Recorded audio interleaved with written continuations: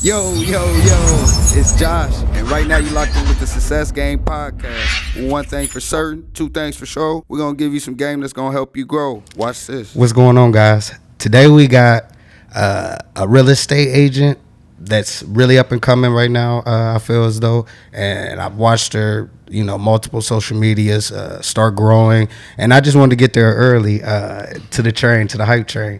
So I introduce you guys to Margaret Osborne. Hey guys. Yeah, but the main thing that I seen when I looked you up, I was like, she's charismatic, and she's one of the people who can do things that, you know what I mean, while nobody's looking. I liked that about you because that's very, very important to all these young ladies out here that are trying to get anywhere. You have to do stuff when nobody's looking. You can't just do everything for attention. But so let me just start here. Tell me a little bit about yourself. Where you from? Your age? Whatever. Well, I'm from St. Albans. I'm St. 35. Albans, the Dragons. Yeah. Yep. Mhm. I hate leading with this, but it's a huge core of who I am. But I was a big softball player, played softball at St. Albans, went to state and played there, which I think is where the root of like my work ethic comes from. Right.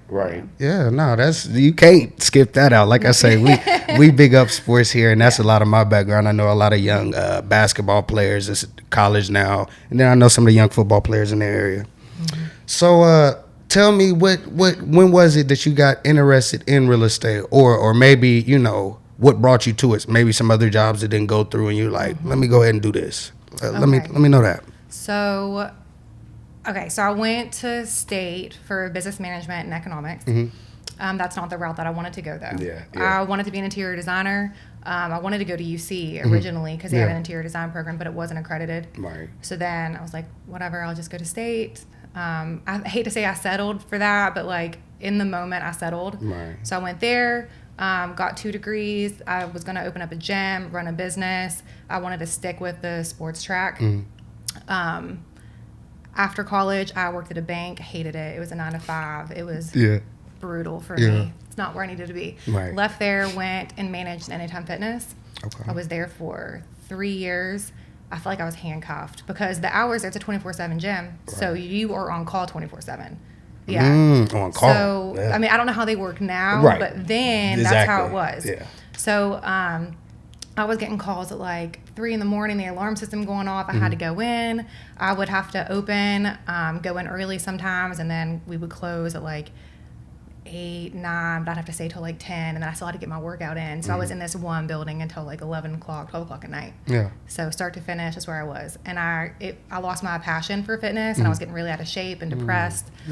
So I found a different job opportunity. I was going to manage someone's investments, and he was going to fly me around. I was going to make sure all the numbers were right. He got cancer, pulled his money out of the investment. I didn't have a job at this point. I was unemployed. Okay. So I left the gym to do this. And that's when he dropped the bomb on me that he had cancer, pulled his money out. I didn't have a job. Everything. Yeah. So that sucked. No. I didn't want to go into real estate. My mom had done that my entire life. So she's been selling for now, like 35 years. Wow. Literally my entire life. Yeah, that's dedication, yeah. Yeah, she's been in it for a minute. I didn't want to go that route because I didn't want to follow in her footsteps. So not initially, anyway. Not initially. I'm not going to tell you were right when you told me I might want to, you know what I mean, get some of this from you. But yeah, that's not the direction I wanted to go in. Yeah. So then I was looking for jobs. I sold supplements out of my car, trunk of my car to like police officers and stuff. Just trying to pay my mortgage. I rented a room out. I was unemployed for 18 months, just grinding, trying to just whatever I could, Then a boyfriend at the time sat me down and was like, you need to like write down what you want your life to look like, your daily routine. And I was like, okay, whatever. So I wrote down what I wanted my schedule to look like, what I wanted my life to look like. And he looked at me, he's like, you just described your mom's job. You described real estate. And I'm like, I don't want to do that. Right.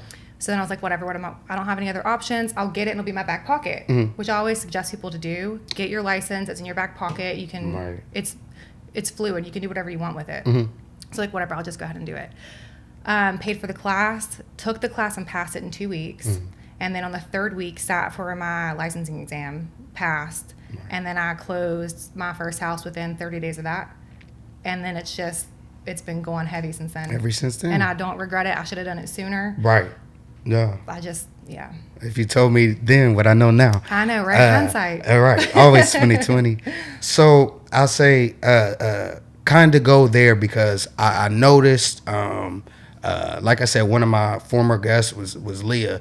And as I, see her on social media and follow her a little bit, that test is giving her some trouble. A lot of, I wouldn't say a lot, I know at least 3 more young people that are like fresh out of high school and they're nervous as hell about the test. Talk about the test and maybe, some tips for anybody who's in it trying to get through it or somebody who knows that that's a part of it, but maybe making that too big of a thing. Like the test ain't that bad. You know what I mean? Chill out some, you get the test and then your life, Okay. So they have changed it since I took it, but I will say they don't give you the results. When I took it, they don't give you your results because they told you up front, your results do not determine how good you're going to be in this career field, in this path. Right. So, because they don't teach you how to actually sell real estate from the class or by taking the test. More legalities probably, huh? Yes. So my advice is don't freak out about the test. Know the terms, understand the math, make flashcards. I hyperfixate on stuff though. I've done that since like I was very young. When I'm like, I'm going to do this, I don't hear anything else. Tunnel vision, yeah. Yeah, I don't hear anything else. So I would spend, again, I was unemployed at the time, so my situation is different from everyone else's. But I would spend like 6 hours a day with the class and studying to do it as quick as I did. Yeah. But I will say this, even though I did it in 2 weeks and passed on the 3rd week, that doesn't make you a better real estate agent. Right. Right. So I know people who have taken the test multiple times. It took them a couple years to pass it. They're great agents. All right. Yeah. So it doesn't, stop putting pressure on that, just grind, take it, move on. Yeah. Get a good mentor. That's important. It said the mentorship. Get a mentor. I'm glad you spoke to that. Yeah. Find somebody who's like-minded, somebody who's where you want to be. Yeah. And sometimes, when these young people go in this stuff, they don't want to hyperfixate like you said. Sometimes, like I said, the hyperfixating trait in you probably saved you so much money, so much time and failed attempts and stuff, because everything now, when you take a test for it and you test for it, to fail it and take it again, you're gonna have to pay, now it's 120. Next time it always gets crazy and like that, but at the same time, just when you can lock in for maybe, like you say, 6 hours a day, that's extraneous. But I respect you for that because you wanted it. Right, but I knew I need to pay my mortgage, and I only had 2 months. Yeah. And I'm like, if I get it within 30 days, and if I close in a house in 30 days, then I can pay my mortgage. So I had a different motivator than most people going into it. Yeah, had a lot of Yeah. So wow, but that's even more impressive though about it that you say that, because it's like, damn, you almost timed it with maybe certain things that you didn't have, because you didn't. When you pass the test, do you already know who you're going to work for, or is that something you find out after? No, you do. Okay, so you get the test and then to work for who you want to. One of the assignments, in the first week or 2 of taking the class, is to find a broker to sponsor you. Yeah. So you have to interview. I think when I did it, I had to interview 3 different brokers, and that was one of my homework assignments. And then I had to explain who I was going to use and why. So you interview the brokers and you find out who's a good fit for you, who's going to be a good mentor for you. Right. You get to choose that, and then you go from there. So before you pass the test who you're going to. Right. And I should say that might be a news to a lot of people. You know what I mean? Maybe it's not what you know at first, it's who you know. You need to kind of be lining yourself up with somebody who you think can, you know what I mean, who you don't mind representing. Or I don't know, is it very hard to go into it for yourself straight off the bat? What do you mean? As far as when you want to be a real estate agent, do you have to put so much time in to be on your own, like Margaret Osborne's homes? Oh, to be a broker? To be a broker. Oh, that is a whole. Sorry. That's a whole different. So it doesn't go hand in hand. Okay. No. Yeah. Okay. You do need to have your real estate license first, and then I think maybe this is what you're asking. You have to have your real estate license first for 2 years, and then you can take the class to be a broker. Right. Yeah. And do everything self-made. Yeah. Yeah. Okay. Yeah. So and tell me what it's been like for you once you made that decision. not necessarily a day in the life, but just give me all the perks. You know what I mean? Of course, everything has its downfalls, but we're not going to focus on it. Yeah, it's a job. You know what I mean? That's the reality of life. You know, everything's got a downside. But what was some of them things like, maybe you talk about what you started when you started, what was shocking to you, and you was like, man, this is nice that I get this with this. And then some things once you got where you know, your way out to the races, and you're like, damn, I didn't think all of it, you know. Okay. So I knew my mom did this my whole life again. So I knew that the perks would be I could make my own schedule, which they say that, but you're on call essentially 24/7 as an agent. You can pick and choose your clients, which is nice. Like if I don't vibe with you, I'm not going to work with you. Right. Because it's going to be hell for both of us, and I want it to be a good experience. Exactly. So that's a perk. Kind of a downside, you see the good, bad, and ugly of everybody, because this is, for most people, one of the biggest investments of their entire life. Right. So it pulls up like a lot of high and low emotions. So you kind of have to let things run off your back. It's not personal. Understand that. Something else I didn't expect was they don't teach you how to sell real estate in the class. So when you're out there, like, you don't know what you're doing. Like, you pass the test, and you don't know how to fill out a contract. You don't know how to, like, negotiate. They don't teach you any of that. Wow. Again, like, you need to step in with a mentor. I can't imagine. I'm glad I have my mom immediately in there, because we're one of the most sued industries.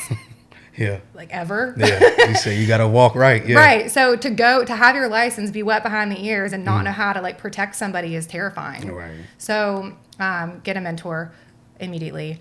I was lucky with that. And something else I didn't expect was, I know I was going with that. Since you don't know how to sell real estate when you first get your license, you have to be comfortable with not knowing things. So here I am. I've been in it 8 years. And it's taken me 8 years to realize, like, you don't learn it until you've been through it or experienced that scenario. Right. So if there's a buyer issue or a seller issue and you haven't directly dealt with it or heard someone else deal with it in the office, you're not going to know. So you can meet an agent who's had their license for 6 months, and they may know because they've dealt with it and their career has taken them down that path. Introduce them to that situation, you know. So just knowing that it's okay to not know, but learning that you need to find out how to get the answer to that problem. Right. So that makes sense. Yeah. Listen, what's so crazy about what you're saying, and I keep thinking about it more and more. As you said, when you started off and saying making your own schedule and I'm a barber, like first, you know what I mean? That's my first little job. But as a barber, like you said, people, well, like I was saying, people can make a lot of the test that goes into it, but it's not really that big. And then once you get it, you set yourself free. Even more so than, I guess, a real estate agent, because as soon as you got your license, you can cut for yourself from day one. There is no, you know. But a lot of the things that attracted you to that because I cannot stand time constraints. I don't like knowing I'm gonna be somewhere for 8 hours or 10 hours. Being predictable, that's not the type of, you know what I mean? I don't know. I guess when you watch so many people live by their job and kids going to school, that's cool, but life will never be extraordinary at that point. You know what I mean? You're going to kind of get what's predictable. Somebody can type in some numbers and tell you probably when you're going to, cross $1 million for, like, you know, I don't want to ever be predictable. But in that sense, like you said, there was nobody to teach you how to cut, honestly. Right. You needed to find a mentor. I had no mentor. Luckily for me, it just kind of, I'd been messing with, the clippers so long, I knew how to cut already. So I was kind of helping the teacher when we were in school and stuff. But at the same time, I understood that when I got out, I needed to figure out the business of it. It wasn't, you know what I mean? Because a lot of people won't tell you that once you have a clientele book full of $20 cuts, take your cuts to 30, take them to 40. This is stuff you can't, you know what I mean? You can't make up. Then a lot of people don't understand all the little things that goes into it as far as renewals and stuff, but you can be sued too. You know what I mean? I'm on the board. You know, did you know that? Swear. Yeah. Swear. I swear. How'd you get on the board? Just who you know. Right. Who you know. We talk about that all the time about how like it's similar, like with my license and your license, they don't teach you how to do your job, and it's dangerous. It can be, especially when you're dealing with color Right. and chemicals Right, and right. yeah. See, Yeah. and with y'all, I would, like you said, I would imagine it's even more stress because I'm imagining you've been with a couple where the wife is way bigger than you, the husband's way bigger than you.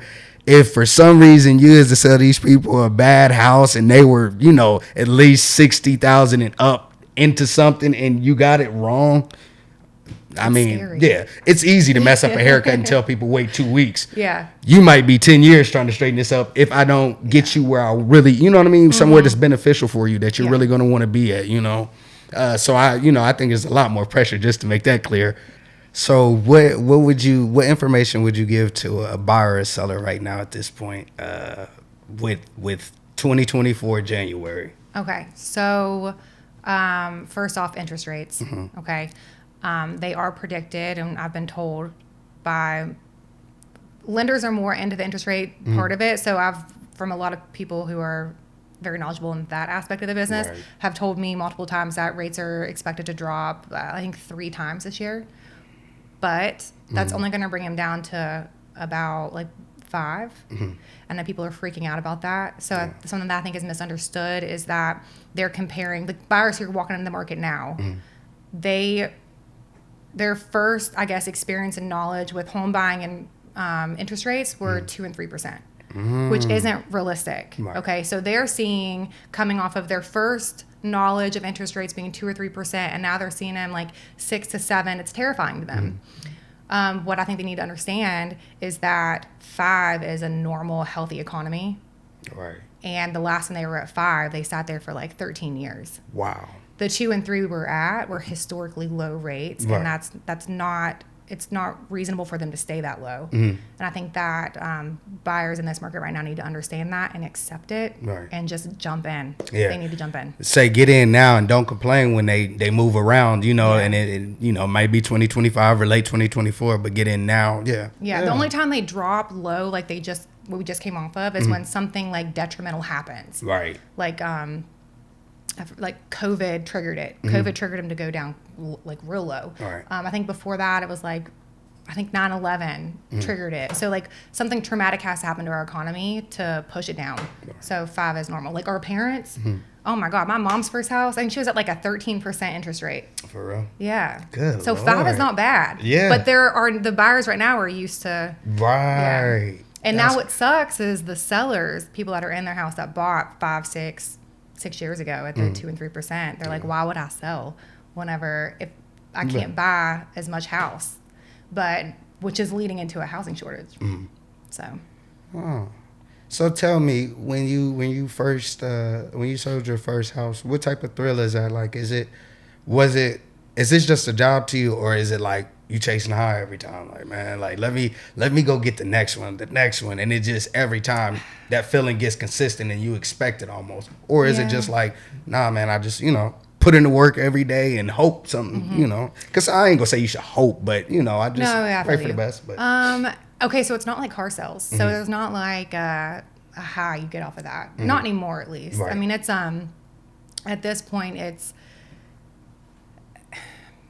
I mean, if I lose a deal, I don't blink at it. I'm like, okay, like whatever. It's a numbers game at this point. Like I know the flow's coming in, so it's fine. But I don't consider myself like a salesperson. So I don't get that like rush. Right. Like I'm not like, I don't sell people at all. That's something else I think people who are wanting to get their license need to understand. Yeah. Like quit the cheesy sales line. Don't try to hard close someone. It's a house they're going to live in. You don't want to hard close them on that. Yeah. A car, like, okay, like 3, 5 years, whatever, a house, but a lot of those loans are 30 years. I'm not going to hard close you on 30 years. Right. Absolutely not. So no, I don't get that high from that. It's more, I like the negotiating part of it when I'm like dealing with agents and it gets like, right. because sometimes like I'll love an agent, but when it comes down to negotiating, like we're going head to head. They get mad. Hey. Right. And it gets, but we all know like we'll butt heads for like a couple weeks and then I'll see him downtown or whatever. And it's like, hey girl, like, Yeah. it's the business. It is what it is. Yeah. Yeah. So with not selling, and the reason why I say a thrill is because you're hitting for more than a car salesman, or you know what I mean. Most people. One of the good dudes that I used to, when I first started cutting, I was down here in Chase Valley. and I had the privilege and of knowing and cutting sometimes Duke Jordan. And he's selling crazy stuff right now. I'm like, man, you get that man anything. You feel me? He'd sell you a cup of water for $1 million. If you give him your time, you give him your ear. So I'm like, man, these people, do you consider it a skill, or is it just a formula? And before you say that, I wanted to say too, Saint Margaret, she's not like the other guys, you hear me? She's the one you need to go with. She's not gonna let you get screwed over, you hear me? I guess all the bad guys start off like that, but you can feel it from her organically. You know what I mean? Y'all got any needs, get in there with her though. I like how you said that though. I'm not about to mess people over just to get a check. You know what I mean? Because some people, and most people in your field, they're sharks. Yeah. Kids I have run into those. Yeah. And I'm like, I'll look at some agents, and I've seen people get into houses that. Yeah. Yeah, no, I think my thrill, if I can spot a red flag and save someone from that, then I get a thrill from that. Like I just saved them like $140,000 because I caught this, thank God, but I'll just sell them something else. So I'm not worried about getting them in a particular house. I could care less because I know they're going to buy. I'd rather them get the right house. I'll work with you for a year or two if I have to. Like it's as long as we're not making mistakes here. Yeah. And like I've noticed that like I said, it's a lot of similarities. So, but in barbering, that's just like my guy right here.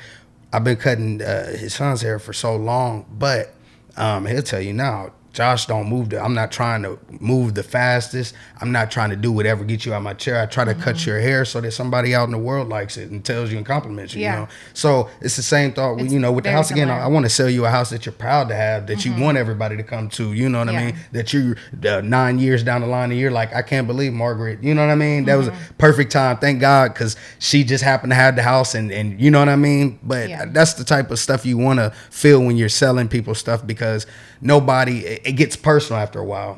I mean, you can of course hide behind Better Homes and Garden, but then people know who showed them the house. You know what I mean? I can hide behind Trey's barbershop, but they know who held the clippers to their head. So it's like, I always found that, people like that are high quality people, so to speak, in general. You know what I mean? Because you could do anything literally and get away with it once you got your license. You know what I mean? Just like me, But yeah, so maybe what do you think you could tell a young girl right now that's gonna make her be like, not be like, but this little tidbit will be like, maybe you didn't know this about real estate, and that's the thing that maybe put them, you know what I mean, in the in the field. Ooh. Just one thing like this, refreshing or the most satisfying, whatever, but a young person want to hear, Okay. All right. So I know for young females, they can run into the issue of not feeling like they can compete or make as much as the men they're working with. In real estate, I love the fact that what you make is a direct reflection of the work you put into it. Wow. So if you want something where no one else is standing in your way, you have 100% power of your career and what direction it goes into, and it's all purely a reflection of exactly what you do, then get into real estate. Yeah. And that's as real as it comes, because like I was listening to a dude talk the other day, and he was like, I had to quit working jobs that had hourly wages because he said I was at FedEx. And one day I did the job just how it was supposed to be done. But he said then the next day, I guess whatever come over me, I wanted to work a little bit harder and, try to grab the attention of the upper highs. He say, but when I work harder, I still get paid the same $11. You know what I mean? I love those control your destiny type. Yeah. You know what I mean? Because some days you go and you can, you're giving it a standard amount, and some days you went above and beyond. And every time you go above and beyond, it ain't on the most money. Sometimes it's just the season you're in. Like I'm already, I'm feeling good right now. Like life is just good. I'm not making this deal or putting this together for you just because I feel like it's a lot of money into it. It's just where I'm at in this season, But so to speak, well, I guess I'll switch gears a little bit and say too, I respected how many jobs you just said at the beginning, how many jobs it took for you to go through to get here. speak to the young woman who may be in between jobs, like I say, and you know, like you say, you bet on yourself for what, 18 months you said? Yeah. Just 18 betting months. on you. I owned my house too. Yeah. You could So easily I went to wasn't- McDonald's and be like, let me make this, but you're That betting wasn't on my yourself. path. Yeah, Yeah, that's that wasn't my crazy. path. Yeah. And I knew that. So, but yeah, give them something that, you know what I mean, if they're in that process, what's you know what I mean, how do you goal set, and what needs to be done in that time period? I'm really big on manifesting and visualizing. Yeah. So, like I spoke on earlier, when I sat down and wrote down exactly what I wanted my life to look like. If it didn't align with that, it wasn't happening. Right. It wasn't gonna So settle. Yeah. no. So I think you need to have a clear cut vision of who you are, what you want, and where you want to go. And I think you need to wake up and start living every morning. The second your feet hit the floor, you need to live like you are the person you want to be in that moment. So what does she do? I woke up today, my future self that I want to be, what is she doing today? And that's how you act. So if I want to be a millionaire and I'm like, hey, if I'm a millionaire, this is what my schedule is going to look like, wake up and do that. Be that person, get up and work. Yeah. And I see you're big into fitness. Talk about how that helps you. You know what I mean? Whether it be in your professional life or your personal life, just what keeps you doing that when really, you know, the expression we use, we say you got to get money belly. You know what I mean? Because as soon as you start, you know, you sell a few houses, shoot, I ain't got to be, you know what I mean? I ain't got to be disciplined no more for real. I can slip out of it a little bit. I got the money to do so. Now, what keeps you in the, you know, just self-preservation, so to speak, you know? I guess my path with fitness is a little bit different than most people's. I was raised that way when I was at a really young age. Yeah. A lot of times, I couldn't go hang out with my friends until the drills for softball were done. Yeah. So my dad was like, all right, 300 pitches before you can go to the pool. Ooh. Okay. Yeah. Most people had to do chores, right? Yeah. I was like, yeah, do these exercises and you can go hang out with your friends. Okay. But my parents knew what they were producing, you know? Right. So I respect them for that. So since I was raised at a young age with that mentality, when I don't work out, my mental health slips. Yeah. So I found that if I'm consistently working out and I have fresh oxidized blood flowing, I'm more creative, I have a clearer head, I can focus better, my work ethic's better, I'm happier. Yeah. So, yeah. And like I said, because I work out every now and again. I got such a love-hate relationship with that junk, man. Oh, well, yeah, for sure. You mentioned seasons. Yeah. You go through seasons with that, too. I can't stand the when you start back to burn and the soreness. It gets me every time. Oh, I love being sore. And see, I'm the type where I'm kind of, you know, I've kind of had it before. So I can be doing, I'd say I get to 150 push-ups. And if I start with those 150 push-ups, I've got to blow and I can't do no more. My arms are dead to me. They're you know what I mean? They're huge, but I couldn't pick up a dumbbell if I wanted, you know? So it's man, I can't stand that getting into it. But, you know, when you go and you make it a conscious decision of a day, like I said, it can have huge mental health benefits, everything. You know what I mean? Of course, everybody just wants to live longer and feel like they're being healthier. You know what I mean? And I hate to say live longer because, you know, that ain't got to be why somebody go. But at the same time, if health won't be the reason why. I think my perspective on health, too, is that I think your health, you need to invest in that just as much as you invest in your dollar. Because your dollar, I mean, if you're not here to spend it, then what's the point? Yeah. So Floyd Mayweather said it best. He said your health is your wealth. Yeah. You know, your health I is your agree with wealth. that. You know Absolutely. what I mean? Yeah. Yeah. But I do go through seasons, though. There'll be times where I'm really out of shape. Yeah. And then there'll be times where I've gotten shredded. Right. But I actually coach people through a first form challenge. It's what they do for a year. So each quarter they do an 8-week challenge. Yeah. And so I coach people through that all the time. The first 2 weeks are the hardest, though, getting started back into it. Yeah. Always is. But like I say, when you do these things, like you say, sometimes it's the benefit is that you're going to be more mentally healthy. But you'll notice when you start doing workouts and stuff, you're starting to be more astute on your time and stuff because you just have to be, especially when you got stuff going on as a grown up. And that's another thing that I think a lot of people who are hard on themselves got to take into account. If you're a hard working person working a 9 to 5 or you know, anything, real estate, barbering, you putting extra time in, it's hard to get there. But when you're conscious, disciplined, and make yourself do it, those are the things that have you winning when you're in the end, to me. You know what I mean? Every time I've made myself do something, I've never, you know what I mean? I've never not gotten a good result. Well, it also it helps practice self-discipline. And if you, especially in a job like I am, and you, we're our own boss, basically. Yeah. If you practice that self-discipline, it reflects in your career as well. Yeah. And so, talk about it. Do you work with your mom, right? Yeah. And like I say, you grew up seeing her all this time. How is it working with her? How is it working with the family member? I'll just say that to, because a lot of people have those opportunities, but, for any reason might come up with some dumb reason why they can't, Well, I love my mom, okay? And we get along. We do. Look, don't say bless her heart. You started off like that. No, I mean, it's my mom. I mean, we butt heads all the time, and she's old school, and I'm not. So we have different visions for stuff, and it clashes sometimes. But also at the same time, it is our brand. Right. So even though we clash sometimes, it also is why we thrive. So yeah. So you just got to kind of take it for what it is. I mean, we're not going to get along every day.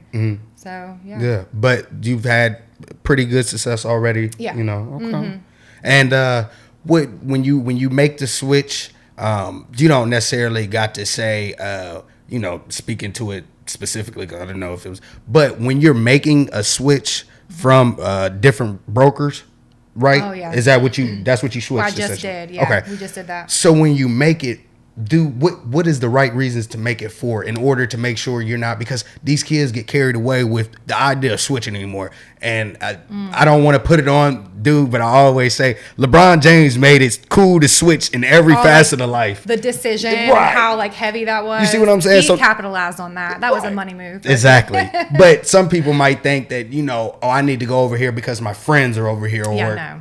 What is a good, you know what I mean? What goes into moving brokers in that? That was a very hard decision, especially for my mom, because she had been with the same broker for, 25 years. Yeah. So, and I love the old company that we were with. I still respect everyone that was there. There was no bad blood, nothing. It comes to a point where you need to sit down and again visualize and write things down, like what do you want your future self to look like, and you need to find a mentor that aligns with that. Right. And sometimes that means switching. So this decision came on. We started talking about it 2 or 3 years ago, and it took that long. My family's very loyal. I'm very loyal. Yeah. So to have that conversation with this broker who also watched me grow up. Yeah, say it's hard. That was awful. Yeah. That was awful. But we knew that for us to get to where we wanted to be, we needed to make this switch. No. So I think that's what it comes down to. None of my friends worked at the brokerage that I was at before.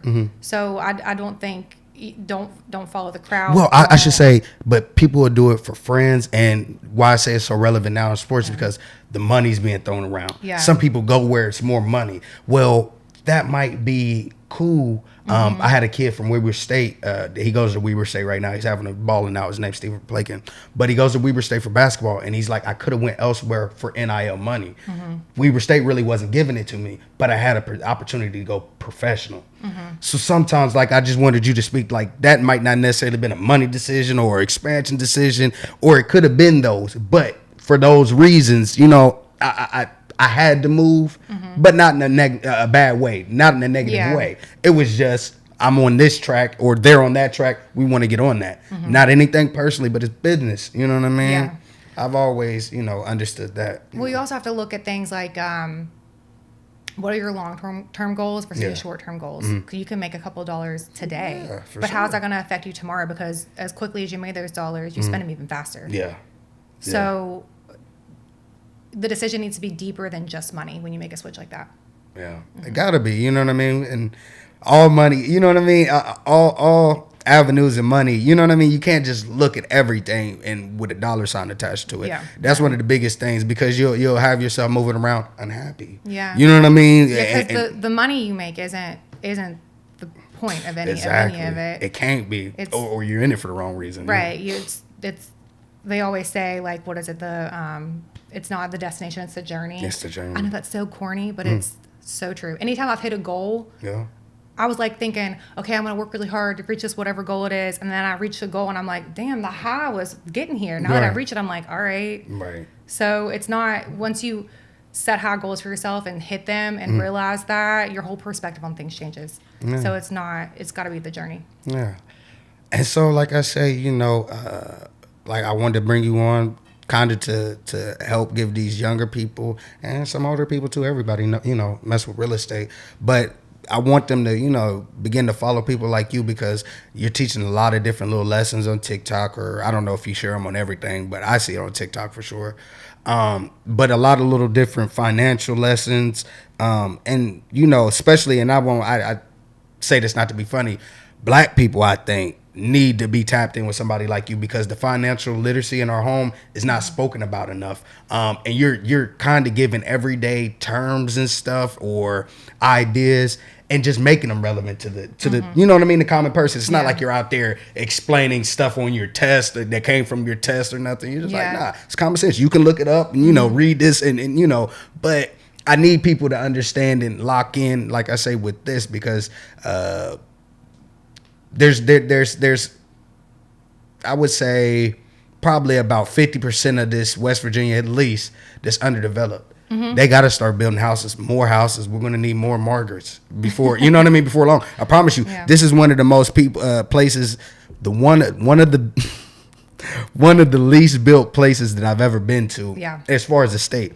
But some people look at that and say, I gotta get out of here. I can't stand it here. I hate it here. We have nothing here. Go make it. I say it over and over on the show. Go make it happen. Who do you think put those houses and the businesses in other places? Tell them. It wasn't like some superhero came down and was like, we're going to put a whatever here. It was a common person opened up a business there. Right. With some initiative and some, some energy to them, But people always, I can't stand that negative notion on West Virginia, because if you're in nature, if you like to hike and stuff, dog, this is one of the best places to be ever. You know what I mean? Do you know how many people we had after COVID from out of state come in here? For real? Oh, yeah. Wow. We had a lot of people relocating to this area. Yeah. So if you're trying to get out and you think that we're a flop of a state, right, you're missing the mark there. And I like to say we came a long ways in a few short years. I've been here for about 6 or 7 years. I'm from Dayton, Ohio myself. Grew up there, went to school there, all that.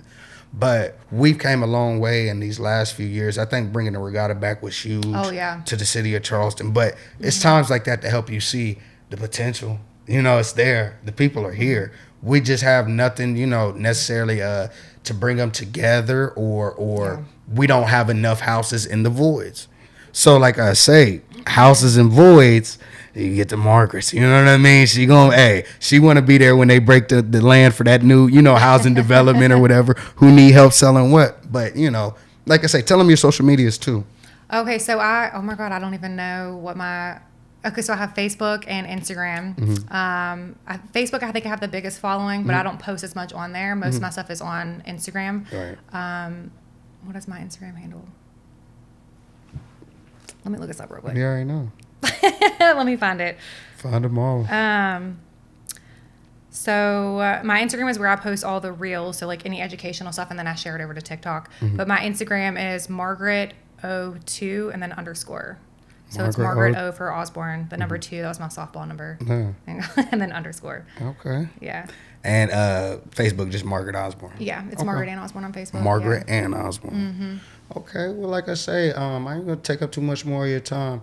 Anything you would love to say, or that you got the mic. Anything you want to say, or anything that's important to you, Well, I don't know. Okay, I will say this because I know that you mentioned what would I tell any other young female. Okay.